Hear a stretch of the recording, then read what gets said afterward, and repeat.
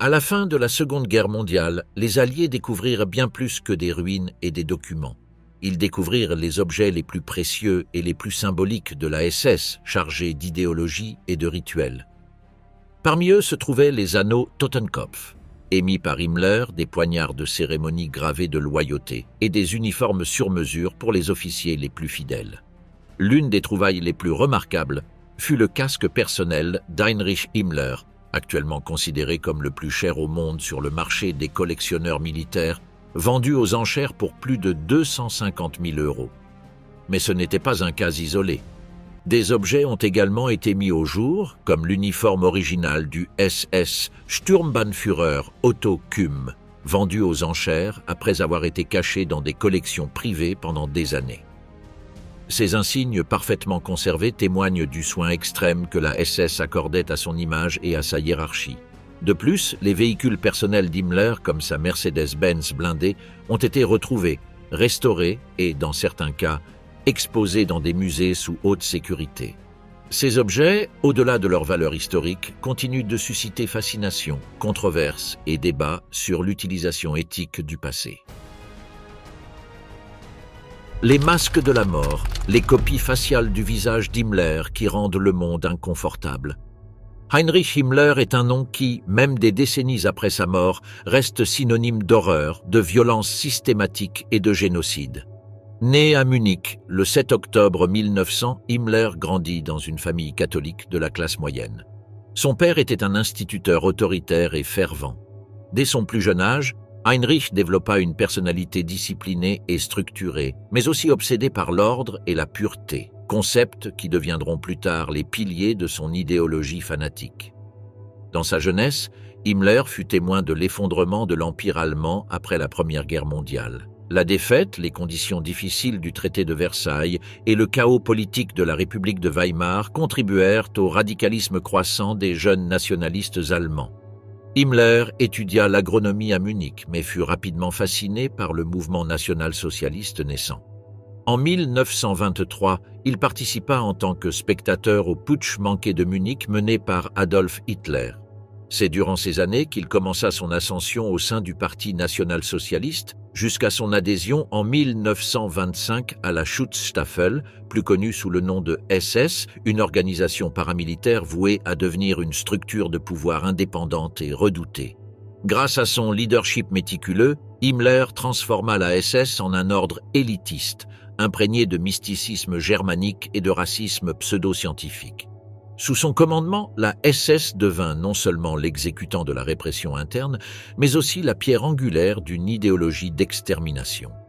En 1934, après la « Nuit des longs couteaux », au cours de laquelle Hitler purgea ses rivaux au sein du parti, Himmler s'imposa comme l'un des hommes les plus puissants du Troisième Reich.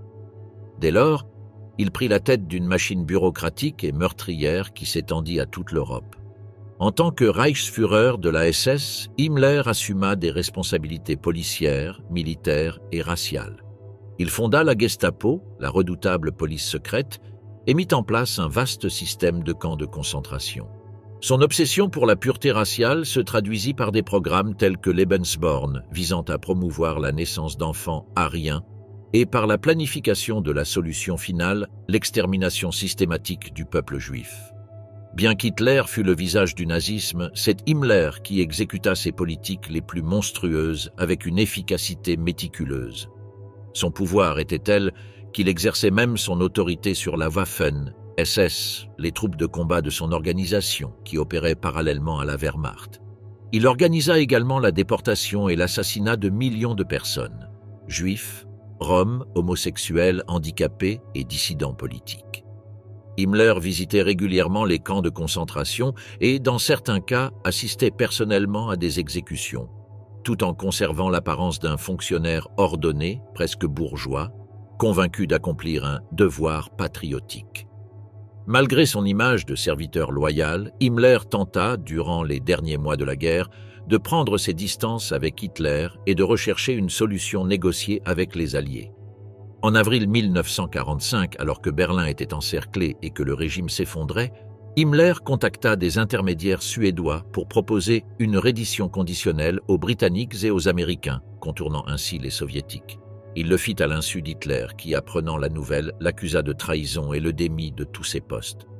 Himmler, l'un des hommes les plus puissants du Reich, passa du statut de fugitif en quelques jours. Il se rasa la moustache, utilisa de faux papiers sous le nom de Heinrich Hitzinger et erra dans le nord de l'Allemagne avec un petit groupe de fidèles. L'architecte de la terreur qui avait régné sur la vie et la mort de millions de personnes était désormais un paria sans patrie ni pouvoir, prisonnier du même sort qu'il avait imposé à d'autres. Déchu de ses titres sur ordre direct d'Hitler après la révélation de ses négociations secrètes avec les Alliés, Himmler n'était plus le tout-puissant Reichsführer SS. Il était désormais un simple fugitif. Accompagné de 2 officiers loyaux, Werner Grothmann et Heinz Mascher, il traversa le nord de l'Allemagne déguisé en simple soldat, muni de faux papiers au nom de Heinrich Hitzinger.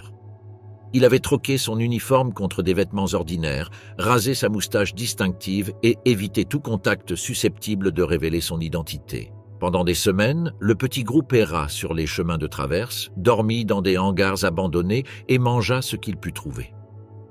Himmler espérait trouver un moyen de se rendre aux Britanniques, convaincu qu'il pourrait reconnaître sa valeur stratégique et négocier une reddition favorable. Cet espoir, cependant, était complètement déconnecté de la réalité. Son nom était synonyme de génocide et son visage était l'un des plus recherchés de la planète. Finalement, le 21 mai 1945, Himmler et ses compagnons furent interceptés par une patrouille britannique près du village de Bremerwörde. Ils furent emmenés dans un camp de prisonniers improvisé à Westertimke. Lors de l'interrogatoire, les faux papiers d'Himmler éveillèrent les soupçons. Un officier britannique, le capitaine Sylvester, remarqua sa nervosité et ordonna un examen plus approfondi. Le lendemain, Himmler fut conduit au quartier général britannique de Lunebourg pour un contrôle d'identité. Là, il fut reconnu par un agent des renseignements. Son visage était reconnaissable entre mille. Les évêques du nazisme étaient bien connus des Alliés. La mascarade était terminée. Le bourreau de l'Europe était enfin aux mains de l'ennemi. Mais la justice qui devait être rendue n'arriva jamais. Lors de l'examen médical précédant l'interrogatoire officiel, Himmler demanda à aller aux toilettes. Le médecin militaire britannique, sans se douter de rien, obéit. Quelques secondes plus tard, Himmler s'effondra au sol, pris de convulsions. Le médecin tenta de le réanimer et de procéder à un lavage d'estomac d'urgence, mais il était trop tard. Quelques minutes plus tard, Heinrich Himmler était mort. Ainsi, l'homme qui avait orchestré la mort de millions de personnes s'était donné la mort pour échapper à sa propre reddition. La nouvelle de sa mort fut accueillie avec un mélange d'incrédulité et de soulagement. Pour beaucoup, dans les cercles alliés, la frustration était palpable. Ils ne pourraient pas juger publiquement le Reichsführer SS, ils ne pourraient pas montrer au monde le visage de l'un des principaux artisans de l'Holocauste assis devant un tribunal face aux preuves de ses crimes. Cependant, ils évitaient aussi le risque qu'il devienne un martyr pour les vestiges du national-socialisme. Le corps de Himmler fut soumis à un examen médico-légal. Les autorités britanniques, conscientes de la valeur symbolique de cette figure, avaient besoin de preuves irréfutables de son identité et de sa mort. Des photographies du corps furent prises et un dossier médical détaillé fut établi. Son visage fut photographié sous différents angles, ses dents et ses empreintes digitales furent examinées et d'anciens dossiers médicaux furent consultés. Aucun doute ne subsistait. Le défunt était bien Heinrich Himmler. Dans un ultime acte de contrôle, les Britanniques décidèrent de se débarrasser de son corps sans cérémonie. Il fut enterré secrètement dans un lieu tenu secret, vraisemblablement près de Lunebourg. Aucune croix, pierre tombale ni stèle n'y fut érigée. Rien qui puisse devenir un lieu de pèlerinage pour de futurs sympathisants nazis. Cependant, avant l'enterrement, les autorités britanniques décidèrent de prendre une mesure inhabituelle, motivée à la fois par des raisons scientifiques et juridiques, la création de moulages du visage de Himmler. Ces moulages, plus tard connus sous le nom de masques mortuaires, allaient devenir un objet de culte, empreint de mystère et recherché par des centaines de collectionneurs à travers le monde. Le 23 mai 1945, Heinrich Himmler, l'architecte de la terreur nazie, gisait sans vie sur une civière improvisée, détenue par les Britanniques. Son visage, encore reconnaissable malgré les convulsions dues à l'empoisonnement, affichait la rigidité typique d'une mort récente. Pourtant, pour les services de renseignement et les médecins légistes britanniques, le cadavre n'était pas un simple corps, c'était une preuve. La preuve que l'un des criminels les plus recherchés du XXe siècle était mort. Une preuve qui devait être méticuleusement documentée avant sa disparition définitive. C'est alors qu'il fut décidé, sur ordre des autorités britanniques, de procéder à une pratique inhabituelle mais historiquement significative, la fabrication d'un masque mortuaire. Les masques mortuaires, moulages faciaux réalisés post-mortem, sont utilisés depuis des siècles pour préserver les traits de personnalité. Napoléon, Beethoven, Dante et Blaise Pascal ont tous été immortalisés dans du plâtre après leur mort. Dans le cas d'Himmler, cependant, il ne s'agissait pas de préserver l'héritage d'un homme célèbre, mais plutôt de capturer le visage d'un criminel, symbole d'horreur comme preuve médico-légale et objet d'étude historique. C'est pourquoi une équipe britannique, composée de médecins militaires, de techniciens médico-légaux et de photographes, a procédé à la fabrication du moulage quelques heures seulement après sa mort. Des matériaux modelables ont été appliqués sur le visage d'Himmler, masquant soigneusement les traits du visage, les paupières, la bouche et la mâchoire. Ce fut un travail délicat, car chaque détail anatomique devait être reproduit sans endommager l'intégrité du corps. Une fois durci, le moulage était retiré avec précision et du plâtre ou un mélange de composés similaires était coulé pour créer des copies tridimensionnelles du visage. Au moins 2 copies du moule ont été réalisées avec succès. Ces masques représentaient, avec une fidélité troublante, le visage d'Himmler dans ses dernières heures. Les pommettes creuses, la rigidité cadavérique de ses lèvres, l'immobilité finale de ses paupières. L'un des aspects les plus troublants de ces reproductions est l'absence d'expression. Contrairement aux photographies, un masque mortuaire révèle une neutralité absolue. Le visage dépouillé de vie, dénué d'émotion, transformé en objet. Pendant des décennies, on a peu su sur le sort de ces moules. Certains rapports indiquent qu'un des masques a été envoyé au quartier général britannique pour être conservé comme preuve médico-légale. Un autre exemplaire, selon certains témoignages, a été transféré dans des archives secrètes pour une étude anthropologique ou criminologique. En réalité, au moins l'un d'entre eux a été préservé et fait aujourd'hui partie de la collection de l'Imperial War Museum, musée à Londres, bien qu'il ne soit pas régulièrement exposé au public. L'objectif initial n'était ni l'exhibition ni le ridicule. La création du masque répondait à une logique scientifique et juridique. Documenter la fin d'une figure clé du nazisme, s'assurer qu'il ne s'agissait pas d'un sosie et disposer d'une référence faciale tridimensionnelle pour des comparaisons ou des études ultérieures. À une époque où les tests ADN n'existaient pas, les enregistrements faciaux étaient essentiels pour confirmer les identités. L'existence du masque suscita la controverse parmi les historiens et les conservateurs. Nombreux furent ceux qui se demandèrent si l'artefact devait être exposé comme un avertissement, comme un symbole de l'effondrement du totalitarisme, ou s'il devait rester confidentiel, comme un objet d'archive, afin d'éviter d'alimenter une curiosité morbide ou un culte macabre.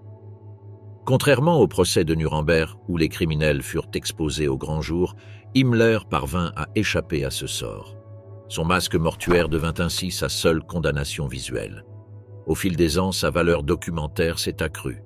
Le masque est l'un des rares témoignages physiques de la fin d'un homme qui a détruit des millions de vies. Certains chercheurs l'ont utilisé dans des études sur la physionomie criminelle, bien que ces approches aient été largement remises en question pour leurs implications idéologiques. D'autres l'analysent d'un point de vue historique et symbolique. Il s'agit du dernier vestige d'un visage incarnant le mal bureaucratisé du XXe siècle. Des débats éthiques ont également surgi, notamment sur la légitimité de préserver et de reproduire l'image d'un criminel génocidaire et sur le message que sa conservation silencieuse dans un musée envoie au monde et aux victimes. Dans certains cercles d'extrême droite, Himmler est toujours vénéré comme un martyr du national-socialisme. L'exposition du masque pourrait donc être exploitée à des fins de propagande. C'est pourquoi son accès est strictement contrôlé et sa reproduction interdite. Le deuxième masque, dont on ignore l'emplacement, a fait l'objet de dizaines de théories du complot. Certains historiens suggèrent qu'il aurait été détruit après sa création, car, suite à un événement étrange, il aurait affiché une horrible grimace de douleur, ce qui était scientifiquement impossible puisqu'il s'agissait d'un cadavre. Bien sûr, en l'absence de traces écrites, il est impossible de vérifier ces affirmations. Selon d'autres témoignages, le masque mortuaire aurait été envoyé à un service médico-légal externe, censé procéder à une analyse faciale, mais aurait été perdu au cours de l'opération. Aujourd'hui encore, nombreux sont ceux qui spéculent qu'il aurait pu être volé par le personnel du transport ou du laboratoire et atterrir entre les mains de collectionneurs inconnus, d'admirateurs des dirigeants nazis, voire de loges maçonniques, qui acquièrent souvent ces objets au marché noir pour des milliers de dollars, les utilisant ensuite comme objets rituels. En fin de compte, les masques mortuaires d'Himmler ne sont pas de simples objets médico-légaux, mais une trace de l'histoire. Un écho pétrifié du visage qui signa les ordres d'extermination, qui conçut les camps de concentration, qui traça les routes du génocide avec le calme d'un fonctionnaire. Son masque ne laisse transparaître ni regret ni gloire. Seul le silence. Ainsi, on reste dans un sous-sol d'archives, à l'abri des regards, avec le visage immobile d'Heinrich Himmler, un visage qui ne sourit pas, ne crie pas, ne répond pas, et qui peut-être, dans cette éternelle rigidité, porte le poids de millions de voix sans visage ni gravité. Le casque le plus cher du monde a été retrouvé. Pourquoi est-il si précieux ?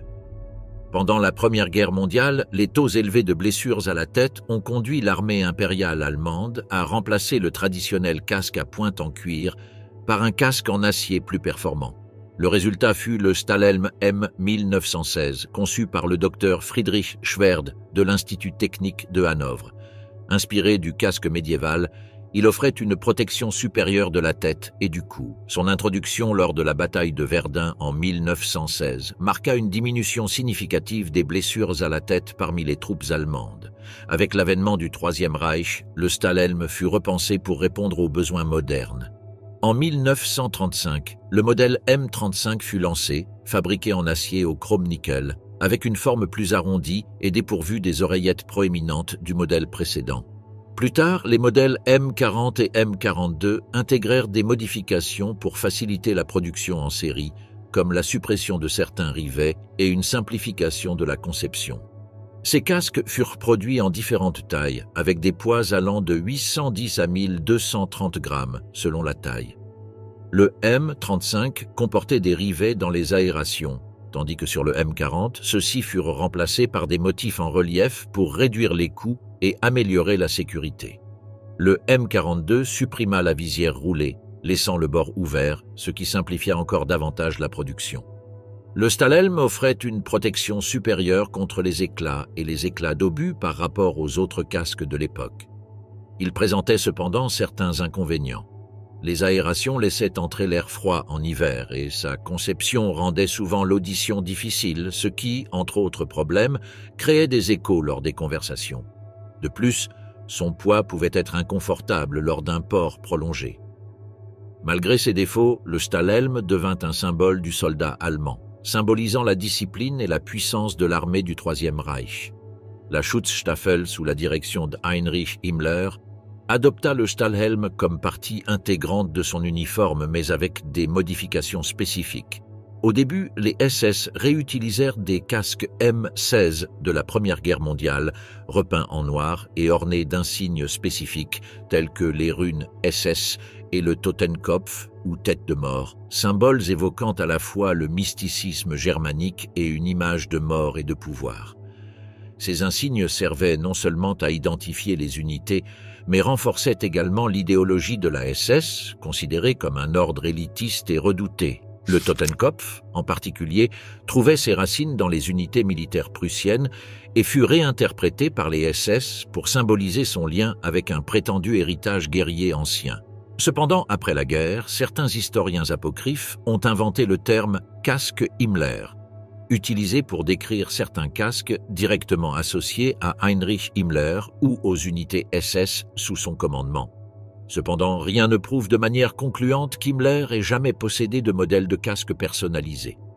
Cependant, les passionnés d'histoire militaire continuent d'utiliser ce terme pour désigner les casques SS standards qui, en raison de leur association avec Himmler et les unités d'élite, acquéraient une aura particulière ou étaient simplement ornés de symboles liés à la Schutzstaffel.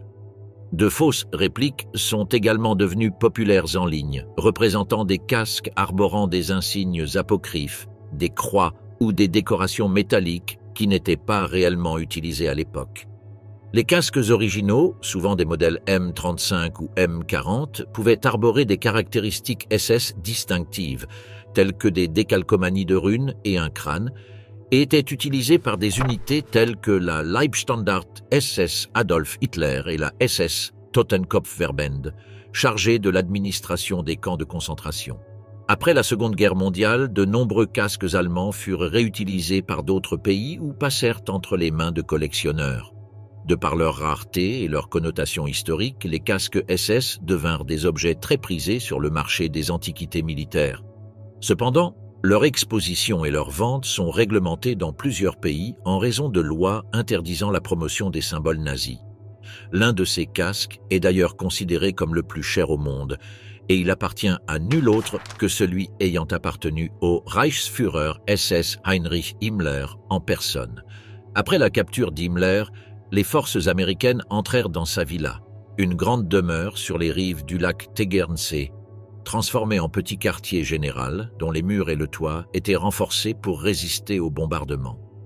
Lorsque les Alliés entrèrent dans la maison du Reichsführer, ils ne trouvèrent pas sa famille, qui avait déjà fui, mais l'endroit était jonché des effets personnels du dirigeant nazi ainsi que d'autres objets de valeur, notamment des œuvres d'art, des armes, de l'or et des boissons extrêmement chères.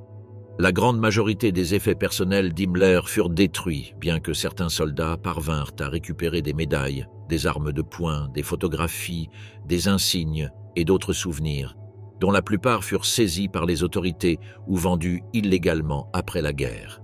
C'est le cas du caporal Raymond W. Dicard, un jeune Américain qui participa au raid et revint aux États-Unis avec un souvenir très spécial, l'un des célèbres casques noirs SS. Mais celui-ci était bien différent de tous les autres modèles capturés. Le nom du Reichsführer SS Heinrich Himmler lui-même était gravé à l'intérieur, indiquant qu'il s'agissait de son casque personnel, celui qu'il avait porté du début de la guerre jusqu'en 1940. Après la mort de Dicard, son fils en fit don au Museum of Jewish Heritage de New York, où il est toujours exposé. Bien qu'il n'ait jamais été vendu aux enchères, aucun prix de vente précis n'est donc associé à cet objet curieux, il est considéré comme le casque le plus cher au monde. En effet, un casque similaire, ayant appartenu à un officier SS de rang bien inférieur, a été vendu 6 500 $ aux enchères à New York en 2022. Déjà un prix impressionnant pour un casque, il ne représente qu'une infime partie de ce que pouvait rapporter le casque d'Himmler, estimé à 10 fois ce montant, surpassant même les casques de collection du Moyen-Âge. Cependant, le musée de l'Holocauste n'envisage pas de le vendre et ne le fera probablement jamais. Aujourd'hui, ces casques sont étudiés non seulement comme des objets militaires, mais aussi comme des symboles d'une idéologie qui a fait des ravages en Europe. Leur analyse permet de comprendre comment le design et le symbolisme ont été utilisés pour instiller la peur et consolider le pouvoir sous le régime nazi. Les anneaux du crâne, le symbole sinistre avec lequel Himmler a cherché à créer sa propre loge. L'anneau d'honneur SS, plus connu sous le nom d'anneau du crâne, était une décoration de la Schutzstaffel. Il ne s'agissait cependant pas d'une distinction officielle de l'État, mais d'un cadeau personnel offert par Heinrich Himmler lui-même à des membres distingués de la SS. Il devint une décoration très convoitée et invendable. Et même sous le nazisme, des contrefaçons furent fabriquées. La bague crâne était initialement remise aux officiers supérieurs de la vieille garde SS, dont le nombre s'élevait à moins de 5000. Elle fut ensuite étendue à tous les membres SS diplômés des écoles Junkers et d'autres centres de formation SS. Chaque bague était gravée à l'intérieur du nom du récipiendaire, de la date d'attribution et de la signature d'Himmler. Elle comportait une lettre standard de Himmler, au message général, précisant toutefois qu'elle devait être portée uniquement à la main gauche, à l'annulaire.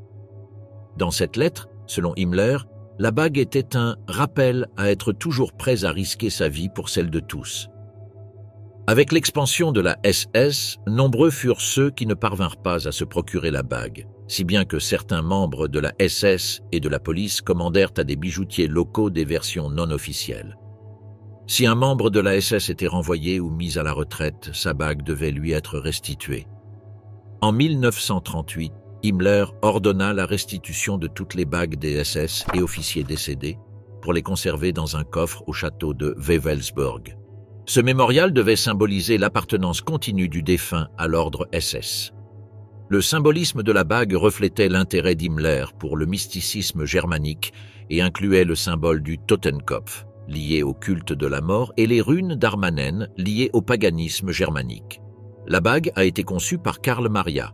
Willy Gutt, un occultiste autrichien, responsable de la fabrication de la bijouterie familiale Otto et Caroline Agar de Munich.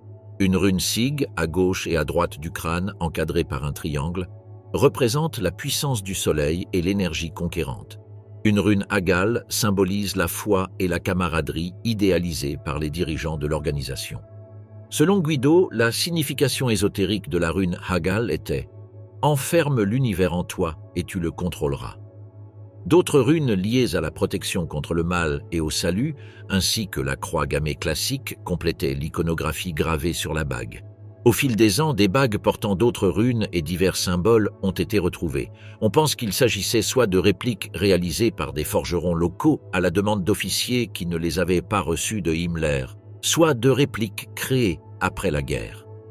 En octobre 1944, Himmler ordonna l'arrêt de la fabrication et de l'attribution de la bague et que toutes les bagues restantes, environ 11 500, soient scellées sur une colline près de Wewelsburg. En janvier 1945, 64% des 14 500 bagues fabriquées avaient été restituées à Himmler après la mort de leur porteur. De plus, 10% avaient été perdus sur le champ de bataille et 26% étaient entre les mains de leurs porteurs ou leur localisation était inconnue.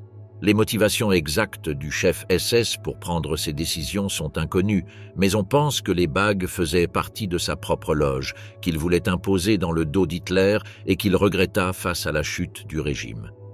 Mercedes-Benz. Les voitures nazies valent aujourd'hui des millions de dollars. Dès le début de la révolution industrielle, il ne faisait aucun doute que l'ingénierie allemande occupait une position dominante.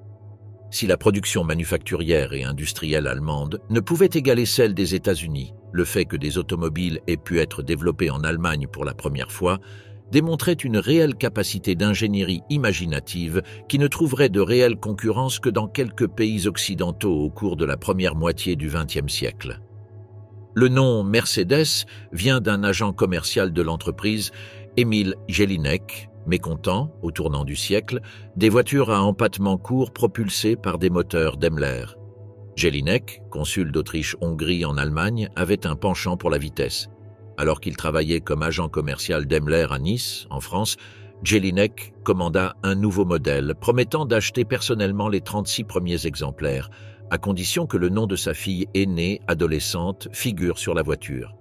Il changea même le nom de famille en Jelinek Mercedes en 1903. L'étoile à 3 branches, emblème inspiré de Gottlieb Daimler, symbolise les transports terrestres, aériens et maritimes. Ferdinand Porsche rejoint Benz et devient ingénieur en chef en 1923. En raison de la grave crise économique en Europe, les deux entreprises fusionnent en 1926 pour former Daimler-Benz. Les voitures Daimler sont bientôt également appelées Mercedes-Benz, parfois abrégées en MBZ dans la littérature automobile. Porsche crée la série Mercedes suralimentée, dont la SSKL, Supersport Kurzleicht, devient l'incarnation de la performance. Sa sonorité distinctive est attribuée au compresseur dit éléphant, qui produit un rugissement puissant en doublant presque la puissance. En 1929, le docteur Hans Nibel prit la relève comme ingénieur en chef et développa les Mercedes-Benz 500K et 540K, devenus légendaires pour leur performance et leur esthétique. Hermann Arens était le carrossier interne de Sindelfinger, où les moteurs MBZ-5 12DB600 furent plus tard construits pour des avions de la Luftwaffe tels que le Messerschmitt Me 109. Ces voitures devinrent les fleurons de la SS et plusieurs versions personnalisées furent utilisées par des officiers supérieurs. Hitler avait de quoi être fier de la plus belle automobile de son pays. En 1939, lorsque l'Allemagne nazie et l'Union soviétique signèrent un pacte de non-agression, Hitler offrit à Joseph Staline une Mercedes-Benz Roadster suralimentée avec banquette arrière. Après l'invasion de l'Union soviétique par l'Allemagne en 1941, rompant ainsi le pacte de non-agression, Staline refusa d'utiliser la voiture et la donna à l'un de ses généraux. Hitler utilisait 5 berlines décapotables 770K pour son entourage en Allemagne. Cependant, le Führer lui-même voyageait dans une voiture à toit rigide, relativement bien protégée. L'assassinat de l'archiduc François Ferdinand à Sarajevo en 1914, alors qu'il voyageait dans une voiture décapotable, a peut-être incité Hitler à toujours utiliser des berlines Mercedes-Benz fermées, sauf pour se pavaner lors d'un défilé. Cette précaution fut confirmée après l'assassinat du général Reinhard Heydrich à Prague en 1942 dans une voiture décapotable, suite à quoi Hitler passa commande de 20 berlines blindées. MBZ 540K, Hitler avait déjà opté pour des limousines lourdement blindées et avait déjà commandé 2 autres modèles 770K. Le modèle 770K était connu sous le nom de Grosser Mercedes Offener voiture de tourisme. Avec son moteur 8 cylindres en ligne de 7655 cm3, son simple arbre à cames en tête et ses 2 carburateurs, développant 230 chevaux lorsque le compresseur était activé, le véhicule pouvait atteindre 193 km/h, 120 miles par heure, malgré un poids de 4500 kg, 10,800 pounds. Son poids colossal était dû en partie au blindage supplémentaire de 6 mm au plancher et de 3 mm aux portes, ainsi qu'à un vitrage pare-balles de 40 mm d'épaisseur. 3 sièges rabattables étaient situés derrière le siège conducteur, permettant à la voiture d'accueillir 9 personnes. Entièrement recouverte de cuir, elle était dotée d'un plancher surélevé de 12,7 cm sur le côté droit pour donner à Hitler une apparence plus grande en position debout. Le siège avant se rabattait pour lui offrir plus d'espace en position debout. La voiture disposait d'un réservoir d'essence de 240 litres et d'une autonomie de 240 km, mais pouvait atteindre 4,8 litres en ville. Elle était également équipée d'une suspension à lame indépendante aux 4 roues, de freins assistés à double système et de pneus de 20 et 1 sur 43 cm. Hitler commanda une autre Mercedes 770K entièrement fermée en 1943, équipée d'un toit en acier renforcé, en plus du blindage et des équipements de ses précédentes voitures. Hitler souhaitait faire connaître au monde la supériorité de l'ingénierie allemande. À cette époque, l'Allemagne était à la traîne en matière de motorisation. Hitler promit au peuple allemand un développement rapide de l'industrie automobile et lança un programme de construction accéléré du réseau autoroutier, dont la première fut inaugurée en mai 1935. Avec le soutien du gouvernement, Mercedes-Benz doubla sa production, passant de 6 000 véhicules en 1932 à 12 000 en 1934. En 1935-1935, ce chiffre avait plus que doublé, atteignant 25 000. Si le nombre exact des 770 000 véhicules blindés fabriqués par l'entreprise allemande est inconnu, on sait que d'autres hauts gradés nazis, comme Himmler et Göring, disposaient de leur propre modèle. La grande Mercedes d'Himmler, la limousine blindée utilisée par le chef des SS. Entre 1930 et 1943, Mercedes-Benz produisit le modèle 770, surnommé Grand Mercedes, une limousine de luxe destinée aux chefs d'État, aux monarques et aux hauts fonctionnaires. Son design imposant et sa technologie de pointe en firent un symbole de puissance et de prestige. La première série, baptisée BUE 07, fut lancée en 1930 et équipée d'un moteur 8 cylindres en ligne de 7,7 litres, capable de développer 150 chevaux sans suralimentation et jusqu'à 200 avec un compresseur de type Roots. Ce modèle atteignait une vitesse de pointe de 160 km/h, 99 miles par heure.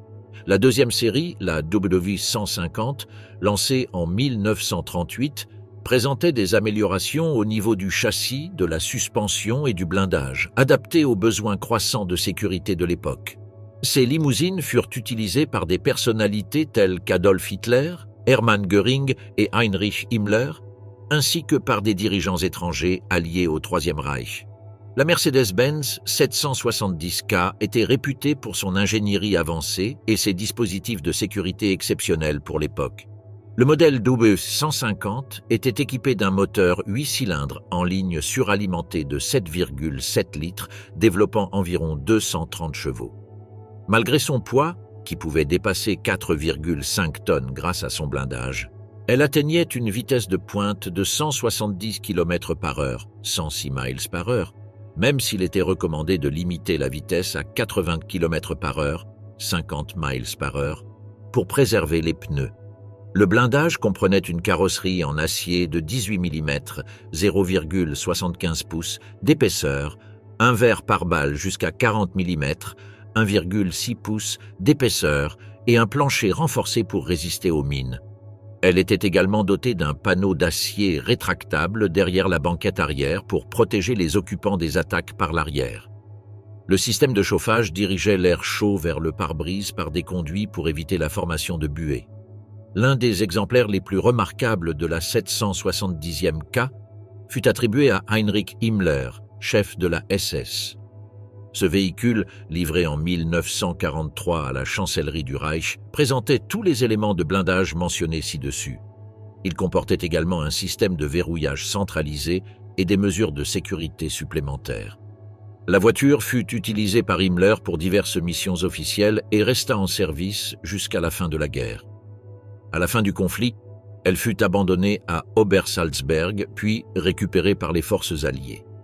Après la chute du Troisième Reich, de nombreuses Mercedes-Benz 770K utilisées par de hauts fonctionnaires furent saisies par les forces alliées.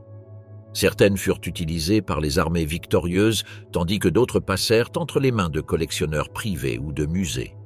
Le véhicule de Himmler fut récupéré et préservé et est exposé au musée de Sinsheim, au sein d'une collection de voitures anciennes ou d'importance historique. C'est une pièce historique qui offre un aperçu tangible de la puissance et de l'opulence du régime nazi. Sa préservation permet l'étude et la réflexion sur une période sombre de l'histoire, rappelant l'importance de la mémoire et de l'éducation pour empêcher que de tels événements ne se reproduisent. La voiture la plus chère du nazisme, l'excentrique Blue Goose du chef de la Luftwaffe.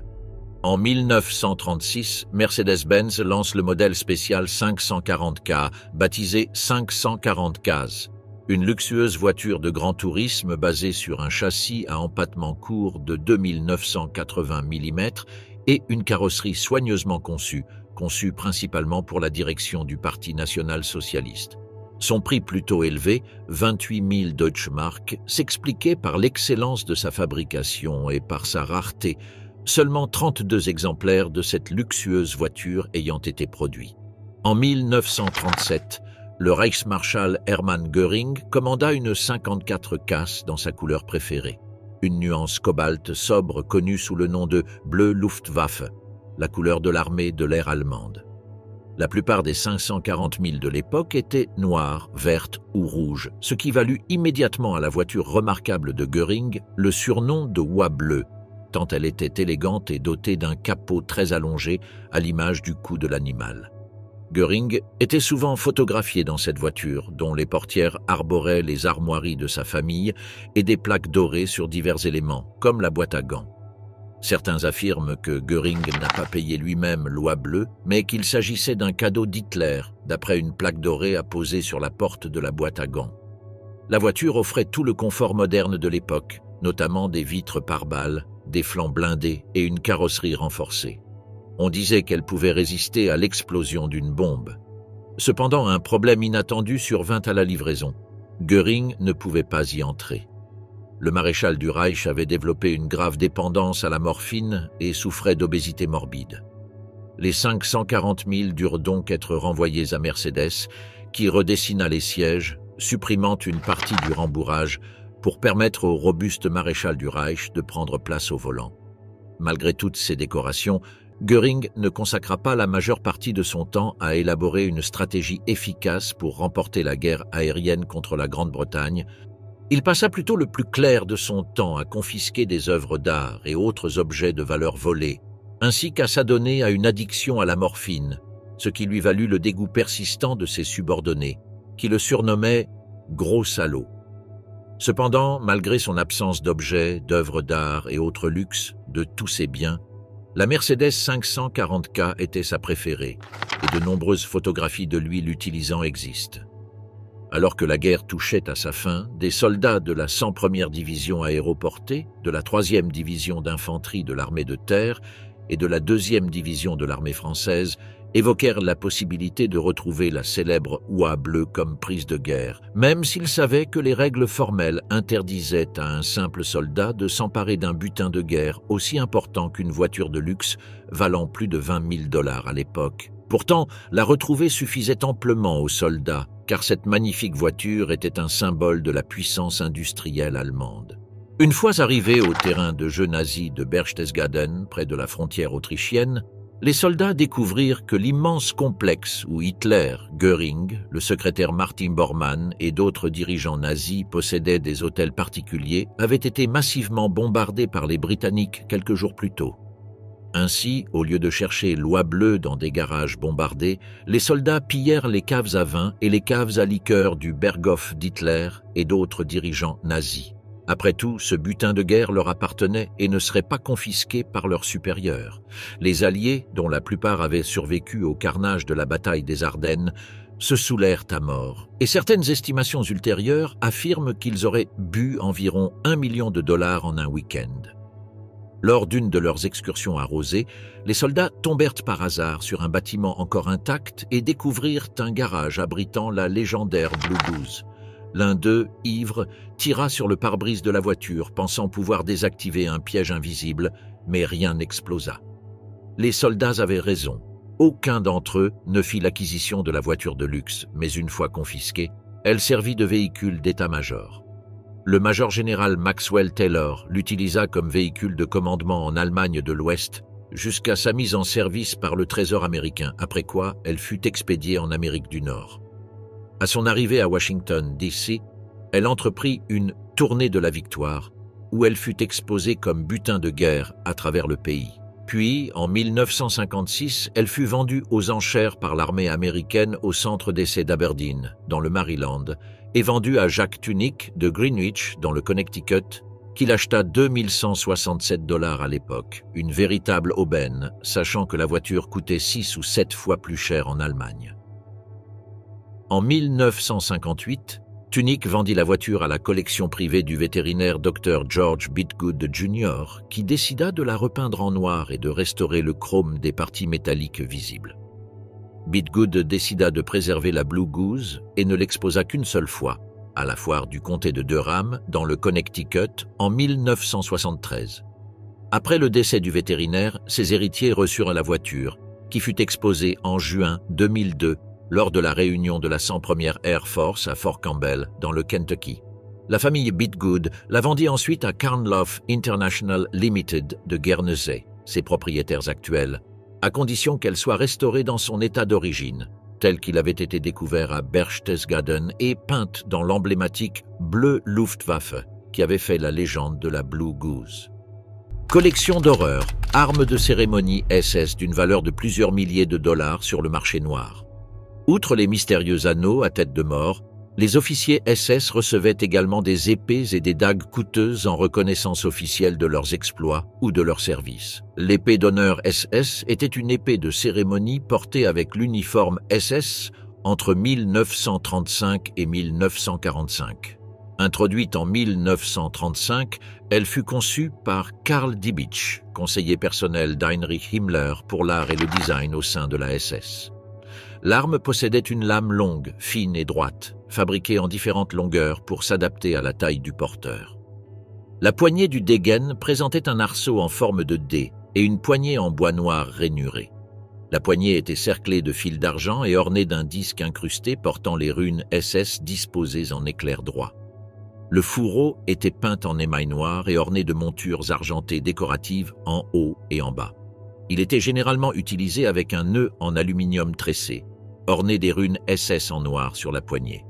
L'épée d'officier était officiellement décernée avec un certificat signé de la main de Himmler pour sélectionner les officiers SS en reconnaissance de mérites particuliers. Elle était également décernée aux officiers sortant des centres de formation d'officiers SS. La version pour sous-officiers était similaire à celle pour officiers, mais sans les décorations argentées, reflétant leur rang inférieur. Il existait également une version spéciale avec une lame en métal damas, un alliage raffiné réputé pour sa surface grainée et son extrême durabilité. Ces épées étaient extrêmement rares, car Himmler les offrait personnellement à quelques privilégiés, généralement des officiers SS de haut rang ou d'importants hommes d'affaires ou d'État détenant au moins le grade honorifique de SS Oberführer. Comme elles étaient généralement offertes à leurs destinataires le jour de leur 50e anniversaire, elles étaient également appelées épées d'honneur d'anniversaire. Cependant, la distinction la plus courante était la dague SS, introduite en décembre 1933, suivant des traditions similaires dans la Reichswehr, la Luftwaffe et la Reichsmarine, et décernée chaque année pour célébrer l'incorporation finale des SS dans les unités spécialisées. Les dagues étaient remises lors d'une cérémonie de remise des prix organisée le 9 novembre de chaque année, commémorant la date officielle de la fondation de la SS. La dague d'honneur était une arme officielle de l'uniforme SS, utilisée par tous les membres à part entière.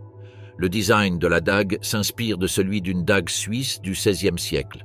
Le centre de la lame, large et longue, pointue comme une lance, présente une arête prononcée et la devise officielle SS « Mon honneur et loyauté » est gravée sur l'axe longitudinal de la lame. La garde et le pommeau sont nickelés, tandis que la poignée est ornée d'incrustations noires, d'un aigle Partey-Adler en argent et du symbole SS.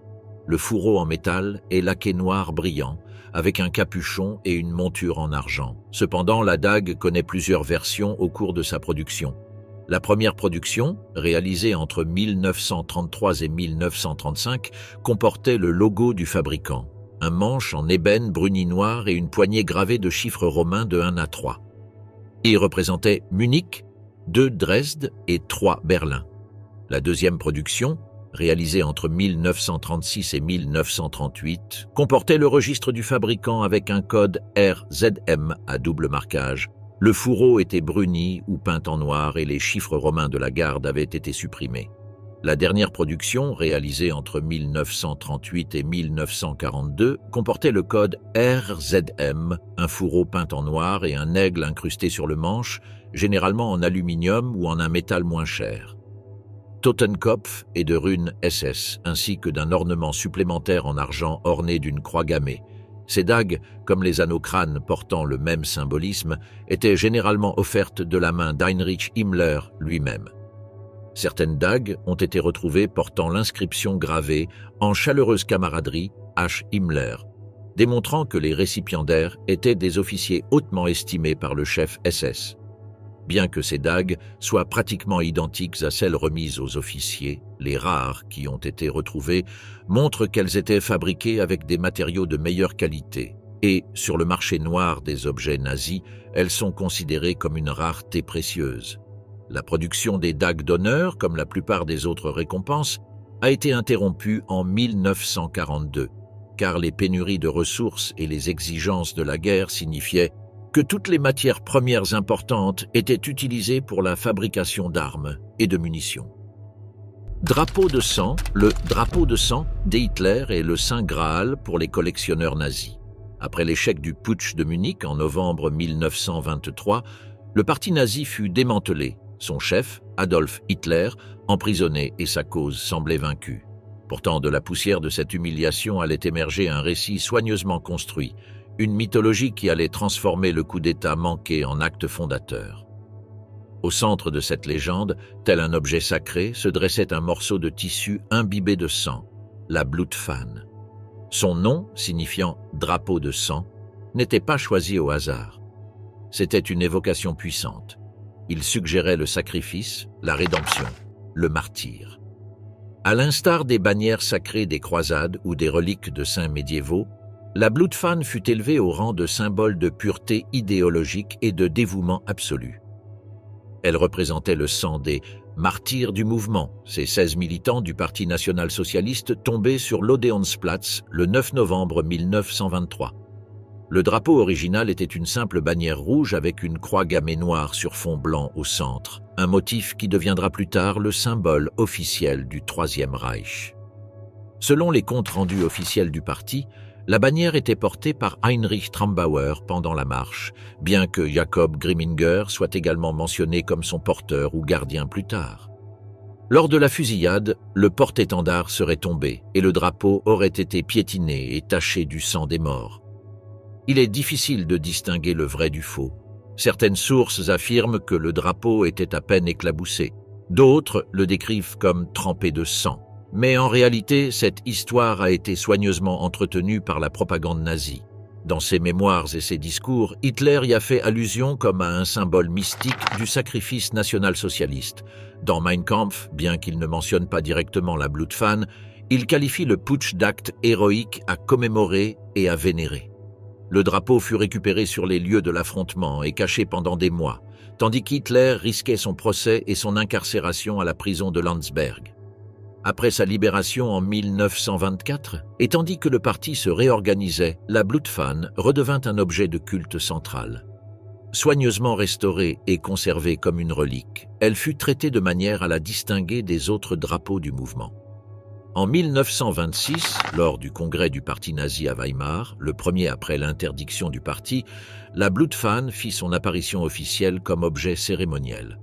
Hitler la présenta comme une bannière sacrée du mouvement, et dès lors, le drapeau fut utilisé pour un rituel spécifique, la Blutfahneneid, le serment d'allégeance devant le drapeau de sang. Cela signifiait que chaque fois qu'une nouvelle unité du parti était créée ou qu'une nouvelle bannière était consacrée, elle était rituellement touchée par la Blutfahne. Il s'agissait d'un geste symbolique et rituel. Le contact avec le sang des martyrs conférait au nouveau groupe légitimité, pureté et continuité spirituelle. Jacob Grimminger, membre de la SS, en était désigné comme son porteur officiel et exclusif. Vêtu d'un uniforme de cérémonie, Grimminger portait le drapeau à chaque congrès du parti, marchant lentement tandis que les personnes présentes le saluaient les bras levés. Le drapeau était traité comme une relique vivante, telle la mythique arche d'alliance. Il était transporté dans une caisse spéciale, sous escorte militaire, et recevait des honneurs quasi religieux. Il ne flottait jamais au vent. Il n'était pas un symbole de combat, mais de sacrifice. Il n'était pas utilisé à la guerre, mais dans la liturgie politique. Les congrès de Nuremberg, les célébrations du 9 novembre, les serments des jeunesses hitlériennes et des SS étaient tous marqués par leur présence. Le culte de la Blutfahne s'inscrivait dans le processus plus large de sacralisation du nazisme. Hitler se présentait non seulement comme un leader politique, mais aussi comme un messie investi d'une mission rédemptrice. Et tout comme les religions ont besoin de reliques, le national-socialisme avait besoin de symboles. La Blutfahne remplissait ce rôle. Elle était le linceul du Führer, le tissu sacré qui reliait le parti à ses racines, au moment où la lutte était scellée par des vies humaines.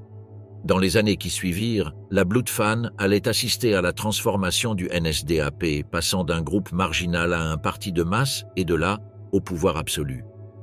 Sa présence légitimisait chaque escalade, chaque acte de loyauté, chaque serment d'obéissance. Ce n'était pas un simple drapeau taché, c'était un objet incarnant le mythe. De 1926 jusqu'aux dernières années du Troisième Reich, le drapeau de sang devint l'un des symboles du cérémonial national-socialiste. Il apparaissait chaque année le 9 novembre à Munich, lors des commémorations du putsch de la brasserie. Lorsqu'Adolf Hitler et son entourage commémoraient la marche manquée de 1923. Mais sa fonction n'était pas seulement commémorative. Le drapeau de sang représentait un transfert symbolique de pouvoir, de foi et de pureté idéologique. Chaque nouveau drapeau de la SA, de la SS ou du parti nazi qui était consacré lors des rassemblements du parti était touché à la Blutfahne dans un rituel solennel connu sous le nom de Weihe, der Fahnen, ou la consécration des bannières.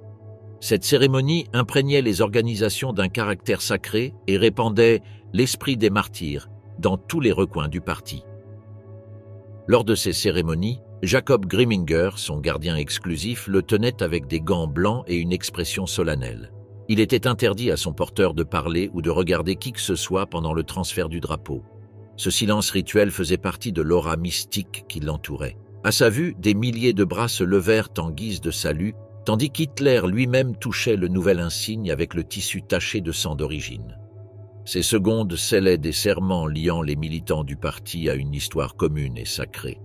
Sa dernière apparition publique documentée remonte au Congrès du Parti national-socialiste de 1938, également connu sous le nom de Rassemblement de la Grande Allemagne, tenu à Nuremberg après l'annexion de l'Autriche. Ce fut, sans le vouloir, son adieu à la scène politique. Avec le déclenchement de la guerre en 1939, les congrès furent annulés et la Blutfahne ne fut plus exposée publiquement. Hitler, devenu Führer et commandant suprême, abandonna progressivement les cérémonies de masse du parti. Le drapeau sacré fut alors entreposé dans un lieu inconnu. Et, à ce moment de l'histoire, le mystère de la Blutfahne commença. À partir de 1939, la localisation de la Blutfahne devint incertaine. Certains rapports suggèrent qu'elle était conservée au siège du parti à Munich, connu sous le nom de Braun House, tandis que d'autres suggèrent qu'il a été déplacé dans un coffre avec d'autres reliques du parti en prévision des bombardements alliés. La version la plus largement acceptée soutient qu'il était caché dans le sous-sol de la Königsplatz, où le parti conservait des objets considérés comme irremplaçables. Mais lorsque les troupes alliées entrèrent à Munich en avril 1945, elles ne trouvèrent pas la Blutfahne. Le siège du parti avait été dévasté par les bombardements et pillé dans les derniers jours de la guerre. Aucun des soldats américains qui fouillèrent le site ne rapporta avoir trouvé le drapeau. Jacob Grimminger, capturé peu après, nia connaître son sort. Depuis la disparition du drapeau, diverses théories sur sa localisation possible ont émergé et elles abondent encore aujourd'hui. L'une des théories les plus répandues soutient qu'il aurait été délibérément détruit par les derniers dirigeants nazis afin d'éviter qu'il ne tombe aux mains de l'ennemi. On a supposé que Martin Bormann, obsédé par l'élimination de tout symbole susceptible d'être utilisé lors d'un procès ou à des fins de propagande, aurait ordonné son incinération dans les derniers jours du régime. Rappelons que cette pratique était répandue tout au long du nazisme, comme nous l'avons mentionné pour les bagues à tête de mort d'Himmler et autres décorations rituelles. Une autre théorie, plus romantique, affirme qu'il aurait été caché par un fidèle du parti, espérant le préserver pour une future renaissance du mouvement national-socialiste. Bien sûr, ceux qui soutiennent cette hypothèse encouragent la recherche de l'artefact comme s'il s'agissait d'un trésor surnaturel, le Saint Graal du nazisme. Certains pensent également qu'il a été secrètement capturé par des soldats alliés et emmené aux États-Unis comme butin de guerre. Des récits non confirmés font état d'un tissu de cérémonie taché de sang découvert à Munich et retrouvé des années plus tard dans des collections privées. Mais aucune preuve concluante n'a été apportée. Les archives de l'armée américaine ne font aucune mention de la Blutfahne parmi les objets saisis. Bien sûr, le marché noir regorgeait de prétendus drapeaux de sang originaux, déclinés en divers modèles, avec de petites et grandes taches, mais aucun n'a jamais été confirmé comme authentique. On sait également qu'un seul exemplaire a existé, de sorte que l'apparition de copies n'a fait qu'éveiller les soupçons sur tous les exemplaires proposés aux collectionneurs. Lors de la dénazification d'après-guerre, les Alliés ont détruit des tonnes de matériel de propagande, de drapeaux, d'uniformes et de documents liés au parti nazi et à la SS. Il est possible que, s'il a été retrouvé par erreur parmi les décombres, le drapeau ait été brûlé sans que personne ne comprenne sa valeur symbolique. Quoi qu'il en soit, l'endroit où se trouve la Blutfahne reste un mystère. Contrairement à d'autres symboles du Troisième Reich, comme le bureau d'Hitler ou sa voiture blindée, le drapeau n'a jamais réapparu dans les musées, les collections privées ou les ventes aux enchères. Le drapeau de sang, qui avait été le cœur symbolique du nazisme, a disparu sans laisser de traces, comme tant d'artefacts de régimes totalitaires qui disparaissent avec l'effondrement du pouvoir. Peut-être se consume-t-il sous les décombres de l'histoire. Peut-être repose-t-il silencieux dans un sous-sol oublié. Ou peut-être a-t-il disparu parce que son temps était révolu, parce que le mythe ne pouvait plus se perpétuer sans l'appareil qu'il avait créé. Ainsi s'est éteint le symbole d'un passé taché, littéralement, de sang.